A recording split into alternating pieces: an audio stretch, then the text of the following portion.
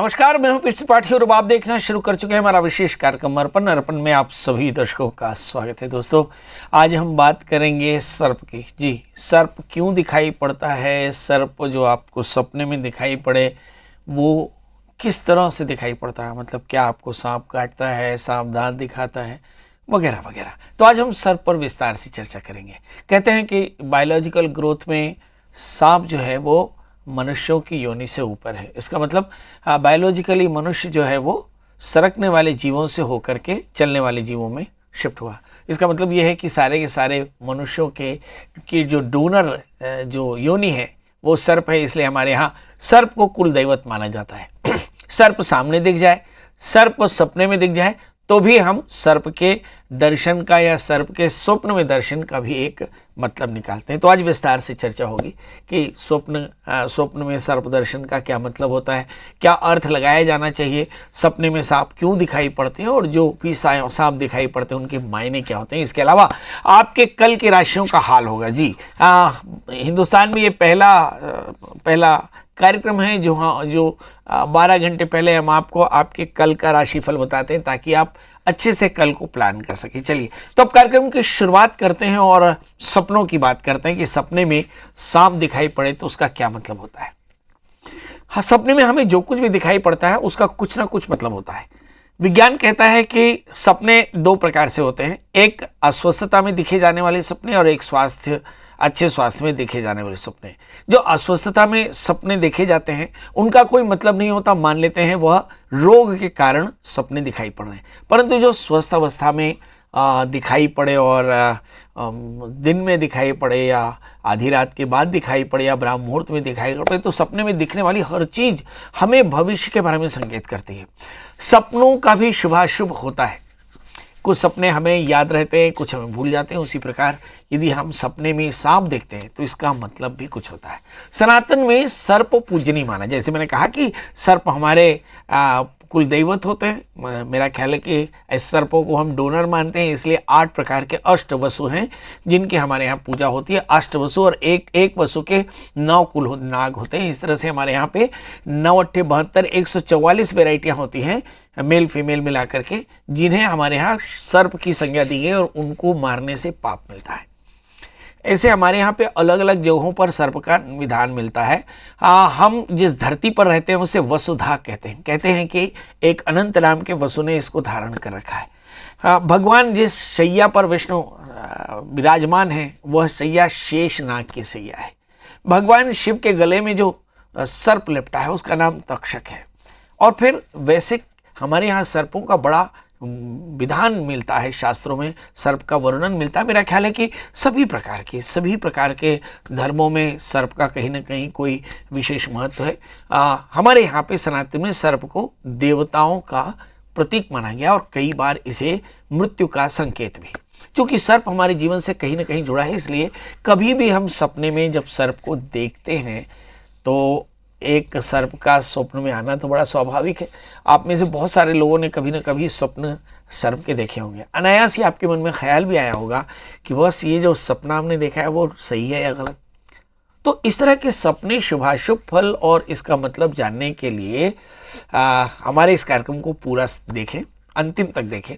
यदि सपने में आप सांप को पकड़ लेते हैं तो इसका क्या मतलब होता है। चलिए हम बताते हैं कि आपको कोई संपत्ति मिलने वाली है और कोई परेशानी दूर हो जाएगी और ये आपके लिए अच्छा संकेत है। यदि आप सांप को मार रहे हैं तो सांप को मारने का मतलब जल्द ही आपको कोई बड़ी शत्रु पर विजय प्राप्त होने वाली है और ये सपना आपके लिए बहुत अच्छा संकेत दिख रहा है। सांप और नेवले की अगर लड़ाई देखें तो सांप, यदि सपने में सांप नेवला दिखाई पड़ता है इसका मतलब भविष्य में कानूनी मामलों में आप पढ़ सकते हैं, सावधान रहने की जरूरत है। जल्द ही कोई कोर्ट का नोटिस या कोई लिटिगेशन आपके सिर पर आने वाला है, सावधान रहना चाहिए। अगर सांप आपको काटे तो सांप काटते हुए सांप को देखने का मतलब है कि भविष्य में कोई बड़ी परेशानी आपके करीब आने वाली है। ये चाहे स्वास्थ्य को लेकर हो, चाहे फाइनेंशियल हो, या चाहे नौकरी व्यवसाय से संबंधित हो, कोई ना कोई बड़ी परेशानी आपके सामने खड़ी होने वाली है और तैयार रहना चाहिए। अब सांप को बिल में जाते हुए अगर आप देख रहे हो तो इसका मतलब क्या होता है। तो अगर आप अपने सपने में सांप को बिल में जाते देखते हैं इसका मतलब यह है कि आने वाले समय में कोई धन संपत्ति आपको मिलने वाली है, क्योंकि हमारे यहाँ सर्प को धन का संकेत भी माना गया। अगर सांप को आप हमला करते हुए देख रहे हो तो आप जान लीजिए कि आने वाला समय आपके लिए काफ़ी कठिन है और कोई बड़ी परेशानी आपके बिल्कुल सामने खड़ी है और जिसके चलते आपको परेशानी हो सकती है। अब आता है सपने में यदि आपको सांप के दांत दिखाई पड़े तो हमारे यहाँ सांप का दिखना भी अशुभ माना जाता है। सपने में ऐसा कुछ दिख रहा है, इसका मतलब है कि बहुत जल्दी आपको धोखा मिल सकता है और ऐसा सपना आने पर आपको बहुत सचेत रहने की जरूरत है। मतलब कुल मिलाकर के सर्प भी रंग होते हैं, सफ़ेद रंग के सर्प आपके लिए शुभ होते हैं, काले रंग के सर्प आपके लिए अशुभ होते हैं। तो यदि सफ़ेद रंग का सर्प आपको सपने में दिखाई पड़ता है तो मान लेना चाहिए वो शुभ है, और काले रंग के जो सर्प दिखाई पड़े तो समझ लीजिए वो अशुभ है। हमारे यहाँ पे स्वप्न का काल भी बड़ा महत्वपूर्ण होता है। तो आने वाले एपिसोड में हम ये भी बताएंगे कि अलग अलग समय में देखे गए सपनों के मायने क्या है। हम चर्चा कर रहे थे सर्प की। सर्प जिसको हम अपना पूर्वज मानते हैं, जिसे हम डोनर राशि मानते हैं, डोनर योनि मानते हैं, क्योंकि मानते हैं कि सर्प से ही हमारा विकास हुआ। सर धातु से बना सर्प यानी सरकने वाला, सरकने वाले योनि से चलने वाली योनियों का जन्म हुआ, ऐसा साइंस मानता है। जो बायोलॉजिकल ग्रोथ हुआ, जो बायोलॉजिकल चेंज हुआ, वो सरकने वालों से चलने वाले और चलने वालों से उड़ने वालों का विकास हुआ है। तो निश्चित तौर पर जानिए कि सर्प हमारे दैवत है, ऐसा सनातन में माना गया। और सर्प अगर आपको सपने में दिखाई पड़े तो उसका क्या मतलब होता है, इस पर विस्तार से चर्चा हुई। दोस्तों अब राशियों का हाल बताते हैं, कल आपकी जिंदगी में क्या घट सकता है और किस तरह की आपको सावधानी रखनी चाहिए, इस पर चर्चा होगी। चलिए राशियों का सफर शुरू करते हैं। बात करते हैं मेष, शनि और इसकी इस राशि वाले जातकों के लिए उलझनों की आज चर्चा कर रहे हैं जी। तो लग्न में राहु पड़े हुए हैं, तो इस राशि वाले जातकों को लगातार शारीरिक, मानसिक और आर्थिक उलझनों से गुजरना पड़ सकता है, क्योंकि लग्न में राहु है। विचारों में थोड़ा सा डिलीमा होगा, निर्णय लेने में थोड़ी सी परेशानी। बहरहाल कोई हानि होने वाली नहीं, क्योंकि शनि 11वें स्थान में, आपके आय की स्थिति बेहतर है। तीसरे स्थान में चंद्रमा, संतान को लेकर के कुछ बेहतर कर ही रहे हैं। भाग्येश बृहस्पति लग्न में बैठे हैं, मतलब चीजें बेहतर होती ही रहेंगी। उलझनों से आप परेशान मत बिल्कुल हो। क्या करना चाहिए, इन उलझनों से बचने के लिए भगवान शिव का पूजन करें, धतूरे का फूल चढ़ाकर ओम नमः शिवाय इस मंत्र का एक माला जप करके दिन की शुरुआत करें तो कल का दिन बेहतर। बात कर लेते हैं दोस्तों वृषभ यानी टॉरस की। इस राशि में भी उलझन आ सकती, मगर यहाँ उलझन वाली जो चीज है वो पहुंच गई है 12वें स्थान में। मतलब यहाँ संबंध आपकी नींद से है, खर्च से है, परेशानियों से है और सुकून से है। तो कहीं ना कहीं आपका सुकून कम होने वाला है, भागदौड़ बढ़ने वाली है, कमाई कम होने वाला है और आपकी नींद कम हो सकती है। सवाल यह है कि सर करना क्या चाहिए। हालांकि शनि दशम स्थान में है, वर्क प्लेस में आपका होल्ड बढ़िया बने रहने वाला है। धन स्थान में चंद्रमा, संपत्ति का योग भी बेहतर है। चतुर्थ स्थान में मंगल है, सामाजिक प्रतिष्ठा भी बेहतर रहेगी। मगर करना क्या चाहिए, जो खर्च ज़्यादा, तो इसके लिए आपको चाहिए कि आप दत्तात्रेय कवच का पाठ करें और फिर दिन की शुरुआत करें तो कल का दिन बेहतर है। बात कर लेते हैं दोस्तों मिथुन यानी जेमिनी की। इस राशि में हम देख लेते हैं कि चंद्रमा इस समय लग्न में बैठे हैं। भाग्य द्वितीय चंद्रमा अगर लग्न में बैठे तो क्या मतलब होता है, तो चंद्रमा मनसो जाता, जातक का मन चंद्रमा से देखा जाता है और चंद्रमा लग्न में बैठा हो मतलब दुविधाएं बहुत है। खासकर जब राहु 11वें स्थान में हो तो दुविधाओं की बात की जा सकती है।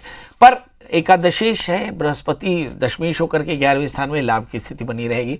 मगर जो दुविधाएं हैं वो थोड़ी ज़्यादा परेशान कर सकती, खासकर बच्चों के लिए। क्या करना चाहिए, राहु के मंत्रों का जप करें, काले तिल का दान करके दिन की शुरुआत करें तो कल का दिन बेहतर। अब बात कर लेते हैं दोस्तों कर कहने के आंसर की। इस राशि के स्वामी चंद्रमा होते हैं, इस समय 12वें स्थान में बैठे हैं और इस समय देखें कि कर्क राशि पर 8वां शनि है और 8वां शनि मतलब कुंभ राशि के शनि है। ये आपको कमर का दर्द, बेवजह के लिटिगेशन, बेवजह की वादों में उलझा सकते हैं। इसके अलावा हम देखें दशम स्थान में राहु के साथ में गुरु है। यद्यपि भाग्येश बृहस्पति मगर फिर भी राहु से आक्रांत है, इसलिए काम के क्षेत्र में या वर्क प्लेस में थोड़ी सी उलझन हो सकती है। ढेर सारी अपॉर्चुनिटी जिसमें थोड़ी थोड़ी उलझन के कारण आप परेशान हो सकते हैं। करना क्या चाहिए, आप परेशान ना हो, क्योंकि भगवान शिव की आराधना करने से आपकी परेशानी दूर हो सकती है। क्या करना चाहिए, तो जल्दी से उठें, पंचामृत से भगवान शिव का अभिषेक करें, 3 चम्मच पंचामृत लेकर के और भगवान को प्रणाम करें। ओम नमः शिवाय इस मंत्र के जप के साथ दिन की शुरुआत करें तो कल का दिन बेहतर। अब बात कर लेते हैं दोस्तों सिंह यानी लियो की, जिसके लग्न में मंगल है। भाग्येश मंगल लग्न में बैठे हों, 11वें स्थान में चंद्रमा हो, द्वादशीश चंद्रमा 11वें स्थान में, मतलब सब कुछ ठीक है मगर उलझने फिर भी रहेंगी। राहु से आक्रांत मंगल है, तो मुझे ऐसा लगता है कि सब कुछ के बाद भी आप उलझनों से परेशान हो सकते हैं, क्योंकि भाग्य स्थान में ही राहु बैठे हुए हैं, बृहस्पति के साथ है। भाग दौड़ काफ़ी ज़्यादा रहेगी। स्पीड पर कंट्रोल रखें, याद रखें गाड़ी चलाते समय आपको सावधान रहना है। हनुमान जी का दर्शन करके दिन की शुरुआत करेंगे तो कल का दिन बेहतर। बात कर लेते हैं दोस्तों कन्या यानी वर्ग यानी मेरी राशि की। इस राशि में हम देखते हैं कि 12वें स्थान में बुध के साथ में मंगल है। हेल्थ के इश्यूज हो सकते हैं, थोड़ी सी इमोशनल इश्यूज भी हो सकते हैं, अकेलापन थोड़ा सा ज़्यादा हो सकता है, भाग दौड़ ज़्यादा हो सकती है। 8वें स्थान में गुरु के साथ में राहु, हानियाँ होंगी, आकस्मिक परेशानियाँ चिंताएं हो सकती हैं, ऋण रोग व्याधि शत्रुता बढ़ती नजर आ रही है। संतान को लेकर कुछ बड़े निर्णय लेने पड़ सकते हैं। क्या करना चाहिए इस समय? शनिश्चर मंत्र जप करें, काले तिल का दान करें तो कल का दिन बेहतर। बात कर लेते हैं तुला यानी लिब्रा की लग्न में केतु, 7वें स्थान में बृहस्पति के साथ में राहु है और शनि इस समय 5वें स्थान में। संतान को लेकर कुछ बड़े निर्णय करने होंगे, यात्रा के समय सावधान रहना होगा, एनर्जी को सही तरह से चैनलाइज करें। चंद्रमा एकादशी शुक्र भाग्य स्थान में, मतलब आय के कुछ नए रास्ते खुलने वाले, प्रयास करें तो सफलता मिलेगी। करना क्या चाहिए इस समय? कोशिश यही करें कि लग्न में केतु है तो थोड़ा सा अपने जीवन में विवादों से बचा कर चलें, अपने दोस्तों पर थोड़ा सा नज़र रखें तो कल का दिन बेहतर होगा। अब बात कर लेते हैं दोस्तों तुला यानी लिब्रा की लग्न में केतु है और 11वें स्थान में मंगल। यहाँ भी आपको चाहिए कि अपने स्पीड पर कंट्रोल करें, उलझनों से अपने आप को बचाकर चलें। संतान को लेकर कुछ नए निर्णय करने पड़ सकते हैं इस समय। दोस्तों का चयन बड़ी सावधानी से करें। 7वें स्थान में बृहस्पति के साथ में राहु है। गुरु राहु के मंत्रों के जप के साथ दिन की शुरुआत करें तो कल का दिन बेहतर। बात कर लेते तो वृश्चिक यानी स्कॉर्पियो की इस राशि वाले जातकों के लिए देखते हैं कि चंद्रमा इस समय 8वें स्थान में, तो मुझे ऐसा लगता है कि इस राशि वाले जातकों के लिए चाहिए कि बेवजह की बातों से बचकर चलें। काफ़ी उलझने हो सकती है, भूमि वाहन मकान के योग बड़े प्रबल। इस समय 6ठे स्थान में गुरु राहु की योग, पेट की तकलीफ हो सकती है, आहार का संयम रखें। दत्तात्रेय कवच के साथ दिन की शुरुआत करें तो कल का दिन बेहतर। बात कर लेते हैं दोस्तों धनु यानी सेजिटेरियस की इस राशि वाले जातकों के लिए देखते हैं कि 5वें स्थान में बृहस्पति के साथ में राहु, चित्त की एकाग्रता आपके लिए पैनिक हो सकती है। 7वें स्थान में चंद्रमा, मुझे लगता है कुछ लोगों के लव लाइफ की शुरुआत हो सकती है। जहाँ तक सवाल है 8वें स्थान में सूर्य शुक्र के साथ थोड़ी सी उलझने यहाँ भी बनी रहेंगी। ये उलझन आपके भाग्य को लेकर हो सकती है, आपके अवसर को लेकर हो सकती है, नौकरी की अपॉर्चुनिटीज को लेकर हो सकती है, यानी उलझनों से दो चार होना पड़ सकेगा। क्या करना चाहिए जिससे कल की उलझन ठीक हो जाए? तो जल्दी से उठें, भगवान सूर्य को अर्घ दें और आदित्य हृदय स्तोत्र का पाठ करके दिन की शुरुआत करेंगे तो दिन बेहतर होगा। अब बात कर लेते हैं दोस्तों मकर यानी कैप्रिकॉन्स की, जिसके स्वामी शनि धन स्थान में बैठे और यहाँ पर हम देखते हैं कि 7वें स्थान में सूर्य के साथ में शुक्र है। थोड़ी भागदौड़ होगी, लाइफ पार्टनर के साथ थोड़ा अच्छा सहयोग मिल जाएगा तो चीज़ें ठीक होंगी, मगर लाइफ पार्टनर की सेहत बहुत अच्छी नहीं है, ये एकदम ध्यान रखना हो। अगर आप पार्टनरशिप बिजनेस में हो तो थोड़ा सावधान रहें क्योंकि सप्तमें 6ठे स्थान में है। थोड़ी परेशानी है, बैठकर बात करेंगे तो काफ़ी अच्छा रहेगा। क्या करें? चंद्रमा के मंत्रों के जप के साथ दिन की शुरुआत करें, थोड़ी चीनी का दान करें तो कल का दिन बेहतर। बात कर लेते हैं मेरे एक्वेरियंस की, लग्न में शनि बैठे हैं।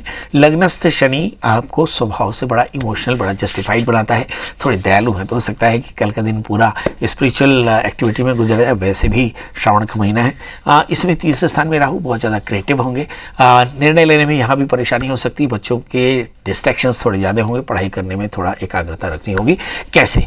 तो राहु के मंत्रों के जप के साथ दिन की शुरुआत करेंगे तो कल का दिन बेहतर। बात कर लेते दोस्तों मीन यानी पाइशंस की इस राशि वाले जातकों के लिए देखते हैं कि लग्नेश धन स्थान में 8वें स्थान में केतु, यात्राएं बेहतर नहीं, यात्राओं में थोड़ी सावधानी रखने की जरूरत पड़ेगी। इस समय हम देखते हैं कि मंगल 6ठे स्थान में बैठे हैं, मंगल की पूर्ण दृष्टि लग्न में है, तो मुझे ऐसा लगता है कि थोड़ी इस तरह से भी सावधानी रखनी होगी कि आप वाहन चलाते समय थोड़ा सावधान रहें, रूटीन में थोड़े से सावधान रहें। 12वें स्थान में शनि, खर्च थोड़ा सा ज़्यादा है। क्या करें? शनिश्चर मंत्रों का जप करें, हनुमान जी का दर्शन करें, हनुमान चालीसा का पाठ करके दिन की शुरुआत करेंगे तो दिन होगा बेहतर। तो दोस्तों ये तो था मेष लेकर मीन का हल कलम। फिर मिलेंगे किसी नए विषय के साथ, तब तक मुझे दी इजाजत। नमस्कार।